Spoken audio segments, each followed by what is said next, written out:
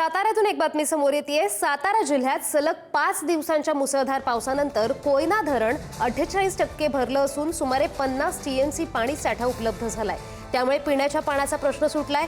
कृष्णा आणि कोयना नदीच्या पाणी पातळीत जवळपास 20 फुटांनी वाढ झाली आहे। आज पश्चिम घाट परिसरात अतिमुसळधार पावसाचा इशारा देण्यात आलाय। कराड व पाटण तालुक्याला काल ढगफुटी सदृश्य पावसाचा जोरदार फटका बसला होता। यामुळे आता आपण ज्या ठिकाणी उभे आहोत या कृष्णा कोयना प्रीती संगमावर कृष्णा आणि कोयना नदीच्या पाणी पातळीत मोठी वाढ झाली होती। कालच्या तुलनेत कृष्णा नदी आणि कोयना नदीच्या पाणी पातळीत जवळपास 20 फुटांनी वाढ झाली आहे। मात्र ढगफुटी सदृश्य पाऊस ओसरल्यानंतर आता पाणी पातळी कमी झाल्याची पाहावयास मिळत असले तरी तारी नदीला आलेल्या पुरामुळे काल रात्री पाल या गावात पाणी शिरलं होतं। तसेच कोळे आणि या ढेबेवाडी विभागातील पुलावर पाणी आलं होतं। साफळ परिसरातील नाणेगाव शिंगणवाडी येथील फरशीपुली पाण्याखाली गेले होते। त्यामुळे कराड व पाटण तालुक्यातील जनजीवन पूर्णपणे विस्कळीत झालं होतं। काही प्रमाणात हे जनजीवन आता पूर्वपदावर येत आहे।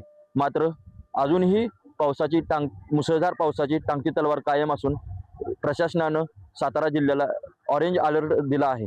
मागील 15 तासात म्हणजे काल सायंकाळी 5 वाजल्यापासून आज सकाळी 8 वाजेपर्यंत कोयना धरणात जवळपास 6.5 टीएमसी पाण्याची आवक झाली असून महाराष्ट्राची वरदायिनी मानलं जाणारं कोयना धरण जवळपास 50 टीएमसीवर पोहोचलं आहे।